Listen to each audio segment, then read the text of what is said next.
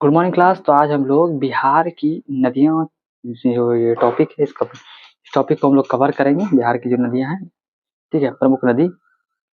बिहार की नदी का संरचना जालीनुमा है। जो बिहार में जो नदी है उसका संरचना कैसा है, जालीनुमा और वृक्षाकार है। कैसा है, जालीनुमा और वृक्षाकार है।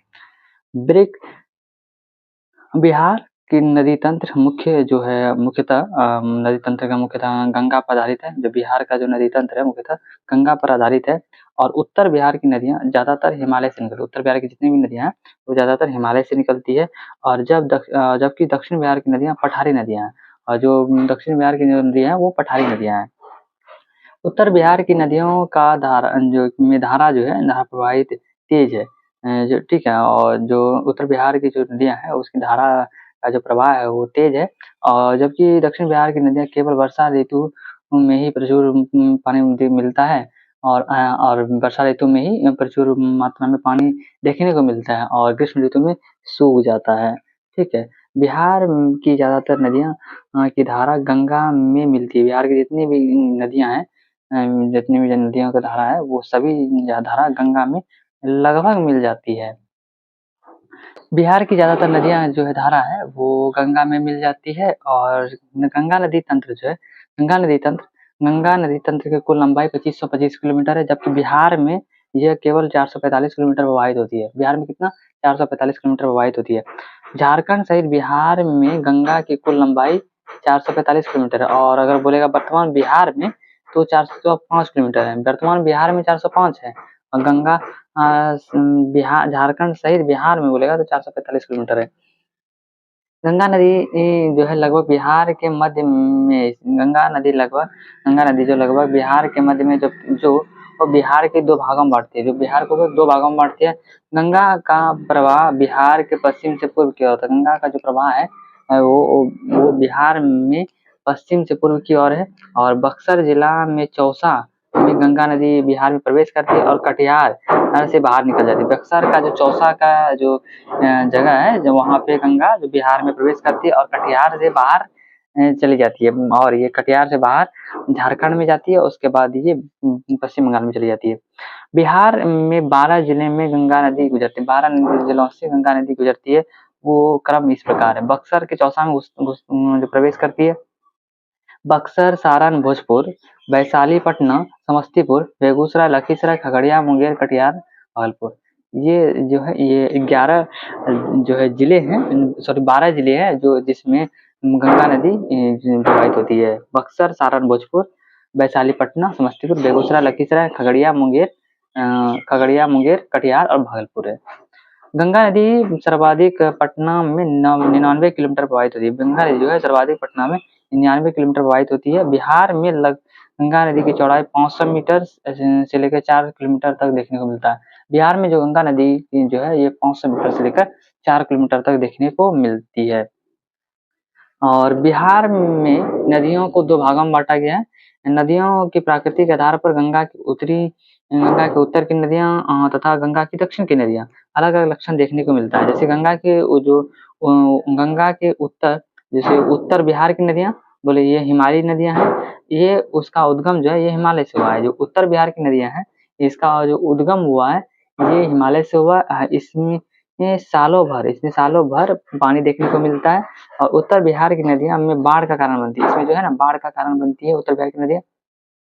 उत्तर बिहार की नदियों का प्रवाह उत्तर से दक्षिण तथा पश्चिम, जो इसका प्रवाह है वो उत्तर से दक्षिण की ओर और पश्चिम से पूर्व की ओर, मतलब कि ये जो है नदियां का प्रभाव है ये इस दिशा से उत्तर से दक्षिण और पश्चिम से पूर्व, मतलब इस दिशा में सारी नदियां बह रही है। ठीक है, और ये उत्तर बिहार की नदियां का प्रवाह देखने को मिलता है।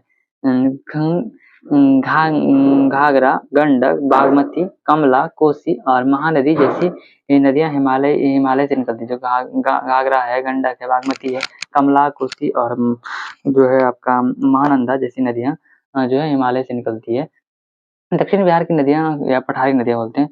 इन नदियों का उद्गम छोटा नागपुर के पठार तथा विंध्य श्रेणी से पठारों से होता है। जो इन नदियों का जो उद्गम है वो छोटा नागपुर पठार तथा विंध्य श्रेणी के पठारों से होता है। वर्षा ऋतु में पठारों से निकलने वाली नदियां लंबवत लबालब पानी से भरा होता है। जो वर्षा ऋतु में जो पठारों से निकलने वाली जो नदियाँ हैं, वो लबालब पूरी भरी हुई होती है। और वर्षा ऋतु में दक्षिण बिहार में पठारों से निकलने वाली नदियाँ का कारण सिंचाई में सहायता मिलती है। जो दक्षिण बिहार से जो निकलती है नदियाँ, उससे सिंचाई में सहायता मिलती है। और ग्रीष्म ऋतु में ज़्यादातर पठारी नदियाँ सूख जाती है। ग्रीष्म ऋतु में ज़्यादातर पठारी नदियाँ जो है सूख जाती है। इस कारण से दक्षिण बिहार में सूखे के चपेट में आता है। इस कारण से क्या होता है कि दक्षिण बिहार सूखे के चपेट में आता है। उत्तर बिहार की नदियाँ हिमालयन नदियाँ हैं। उत्तर बिहार की जो नदियाँ हैं वो हिमालयी नदियाँ हैं। उत्तर बिहार से आने वाली ज़्यादातर जो है नदियाँ उत्तर बिहार से आने वाली ज़्यादातर नदियाँ हिमालय से निकलती है। इस कारण सदैव पानी देखने को मिलता है। उत्तर बिहार की जो आने वाली जो ज़्यादातर नदियाँ हैं, वो उसमें वो हिमालय से निकलती है, इससे ज़्यादा सदैव इसे पानी देखने को मिलता है। अब आते हैं हम लोग नदियों के बारे में, ठीक है। उत्तर बिहार की नदियाँ देख लेते हैं। इसमें पहले आता है घाघरा नदी। घाघरा नदी जो है नेपाल के मांगचोम, जो ये नेपाल के मांगचोम हिमनद से निकलता है, यहाँ से निकलता है, यूपी में जाता है, यूपी से फिर बिहार में आता है, ठीक है। मानसून हिमनद हिमालय श्रेणी से का भाग है। और ये घाघरा नदी ये जो है नेपाल से होते हुए उत्तर प्रदेश तथा बिहार में प्रवेश करती है। और उत्तर प्रदेश का प्रमुख शहर अयोध्या में इस नदी स्थित है। और उत्तर प्रदेश में घाघरा नदी को सरयू नदी भी कहा जाता है। उत्तर प्रदेश में घाघरा नदी को सरयू नदी कहा जाता है। सरयू नदी के किनारे ही अयोध्या बसी हुई है। इस नदी में कुल लंबाई 1080 किलोमीटर 1080 1080 किलोमीटर है। और जबकि यह बिहार में केवल 83 किलोमीटर है। जबकि बिहार में यह 83 किलोमीटर प्रवाहित होती है। घाघरा नदी छपरा सारण के निकट गंगा में मिल जाती है। घाघरा नदी जो है छपरा सारण के निकट गंगा में मिल जाती है। घाघरा नदी सिवान सारण जिले में से बहती है। घाघरा नदी जो है सिवान तथा सारण जिले से में बहती है।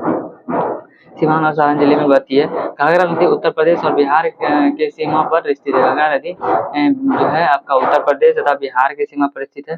घाघरा नदी के अन्य नाम रामप्रिया, देविका, देविका है। घाघरा नदी का जो अन्य नाम क्या क्या है? रामप्रिया, देविका और देविका है। यह नदी जो है बिहार में बाढ़ का कारण नहीं बनती है। जो घाघरा नदी है, ये बिहार में बाढ़ का कारण नहीं बनती है। घाघरा नदी गंडक घाघरा तथा गंडक का दबाव कृषि के लिए काफी उपजाऊ है। घाघरा और गंडक जो है ये दो जो नदियाँ, इसका जो दबाव है ये कृषि के लिए काफी उपजाऊ होती है। अब हम लोग आते हैं गंडक नदी। इस नदी का उद्गम नेपाल के अन्नपूर्णा श्रेणी से होता है। नेपाल के अन्नपूर्णा श्रेणी से इसका होता है। और बिहार में गंडक नदी का प्रवेश पश्चिम चंपारण का भैंसालोटन में होता है। कहाँ होता है? भैंसालोटन में होता है। पश्चिम चंपारण में भैंसालोटन या वाल्मीकि नगर में गंडक नदी को त्रिवेणी नहर बनाया गया है। जो भैंसालोटन है या उसे वाल्मीकि नगर कहते हैं, वहाँ पे गंडक नदी पर त्रिवेणी नहर बनाया गया है। त्रिवेणी नहर दो भागों में बटा, पूर्वी त्रिवेणी नहर और एक पश्चिमी त्रिवेणी नहर। पूर्वी त्रिवेणी नहर या नहर के मध्य में पूर्वी चंपा या इस नहर के माध्यम से इस नहर के माध्यम से पूर्वी चंपारण, मुजफ्फरपुर, समस्तीपुर इत्यादि जिले सिंचित किए जाते हैं। जो पूर्वी जो त्रिवेणी नहर इसके माध्यम से क्या होता है कि पूर्वी चंपारण हो गया, मुजफ्फरपुर हो गया, समस्तीपुर इत्यादि जिले जो है आपका सिंचित किए जाते हैं। अब हम लोग आते हैं पश्चिमी त्रिवेणी नहर। ये हो गया आपका घाघरा नदी और ये हो गया गंडक नदी। यहीं पे भैंसालोटन जो है पश्चिम चंपारण में प्रवेश करता है। यहीं पे एक नहर बनाया गया। एक इधर आ जाता है आपका ये हो गया आपका पूर्वी और ये हो गया पश्चिमी। तो पश्चिमी त्रिवेणी नहर जो है यह पानी यूपी के साथ-साथ बिहार और यूपी के साथ-साथ नेपाल, ये जो दूसरा वाला है ना पश्चिम वाला, ये फिर पुनः नेपाल चला जाता है और ये नेपाल तक पहुँचता है। गंडक नदी जो जो है ये बिहार के पश्चिम चंपारण, गोपालगंज, सिवान, वैशाली इत्यादि जिले में प्रवाहित होती है। जो है जो है त्रिवेणी नहर, इसका में क्या होता है कि पश्चिम त्रिवेणी नहर से पानी से बिहार, यूपी तथा साथ-साथ नेपाल तक जाता है। और गंडक नदी जो है गंडक नदी जो है बिहार के पश्चिम चंपारण, गोपालगंज, सिवान, वैशाली इत्यादि जिलों में प्रवाहित होता है। ठीक है, यहाँ-यहाँ से प्रवाहित होता है। ठीक है।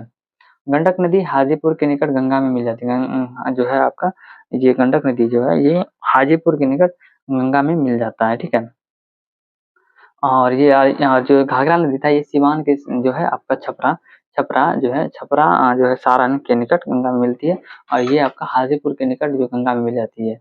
इस नदी की जो लंबाई 630 किलोमीटर है। इस नदी के जो है गंडक नदी की जो लंबाई है 630 किलोमीटर, जबकि बिहार में 260 किलोमीटर। बिहार में कितना है? 260 किलोमीटर है।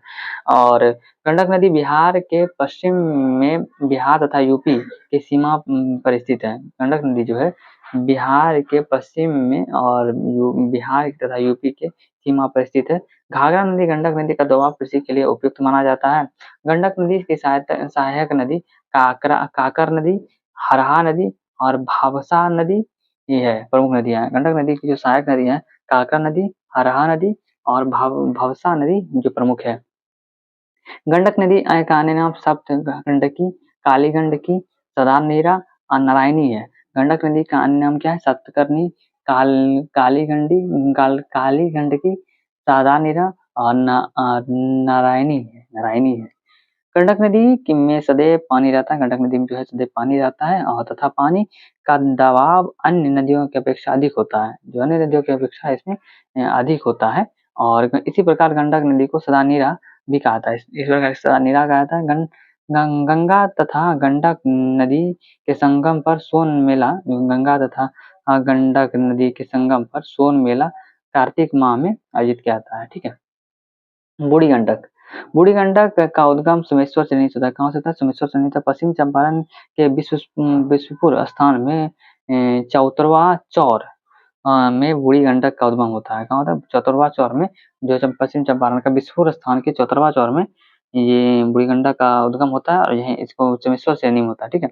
बूढ़ी गंडक बिहार के पश्चिम चंपारण, पूर्वी चंपारण, मुजफ्फरपुर, समस्तीपुर, खगड़िया आदि जिलों में बहती है। बूढ़ी गंडक का हो गया पश्चिम चंपारण, पूर्वी चंपारण, मुजफ्फरपुर, समस्तीपुर, खगड़िया आदि जिलों में ये जो है आपकी बहती है। बूढ़ी गंडक प्रवाहित होती है।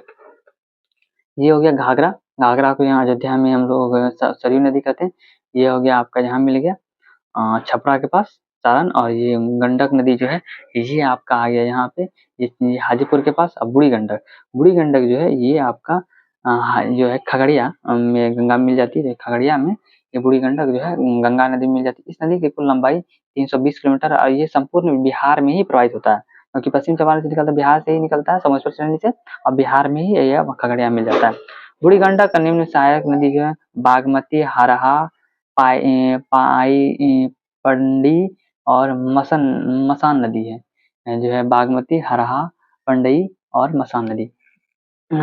खगड़िया में बूढ़ी गंडक गंगा नदी में मिल जाती है। खगड़िया में बूढ़ी गंडक जो है यह गंगा नदी में मिल जाती है। खगड़िया में बूढ़ी गंडक गंगा नदी में मिल जाती है। बूढ़ी गंडक सबसे प्रमुख सहायक नदी बागमती है।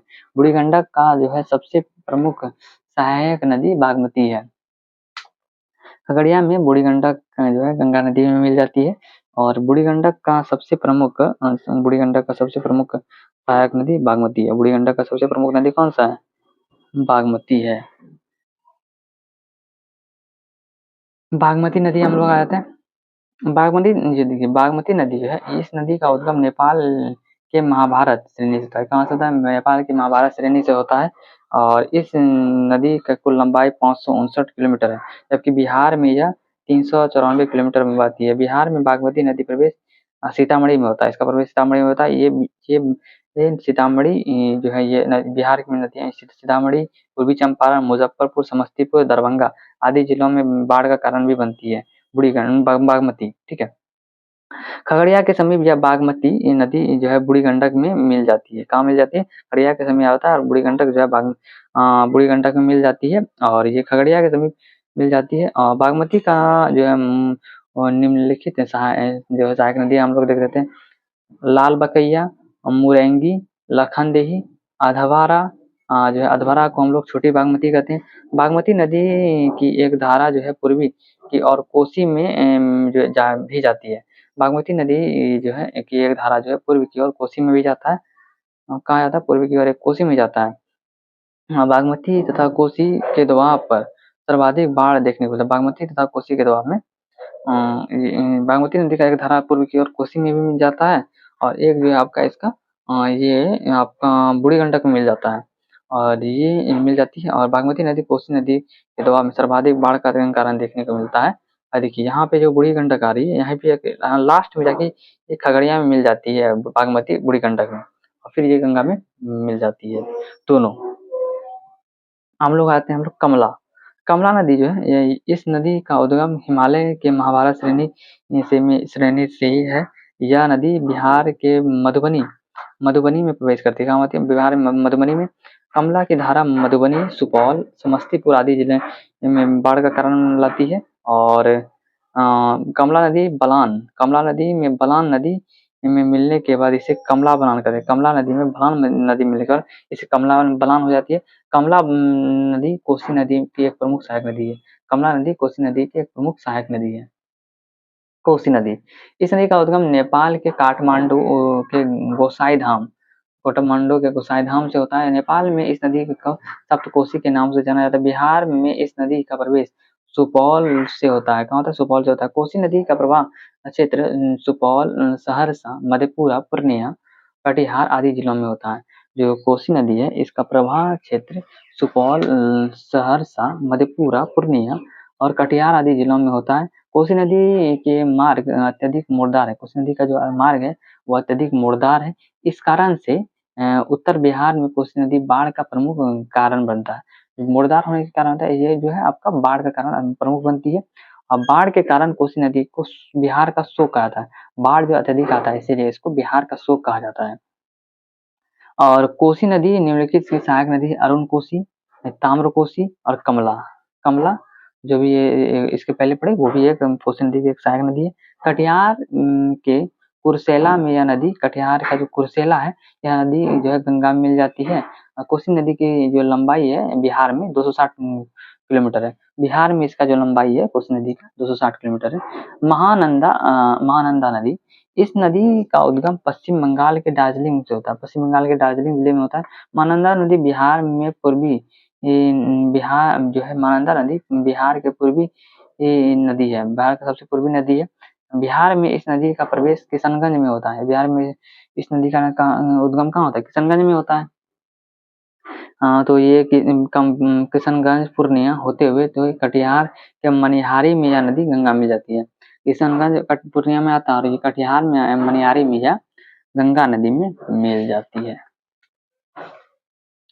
घाघरा नदी हम लोग देख लिए, गंडक देख लिए, बूढ़ी गंडक देख लिए, बागमती देख लिए, कमला देख लिए। कमला में आती है बलान तो कमला बलान हो जाता है। फिर कमला मिल जाती है कोसी में, कोसी देख लिए। अब हम लोग महानंदा भी देख लिए। अब महानंदा ये देख लिए, यह नदी सबसे पूर्वी सहायक नदी है। गंगा की जो है यह सबसे पूर्वी सहायक नदी है। गंगा की सबसे पूर्वी सहायक नदी है।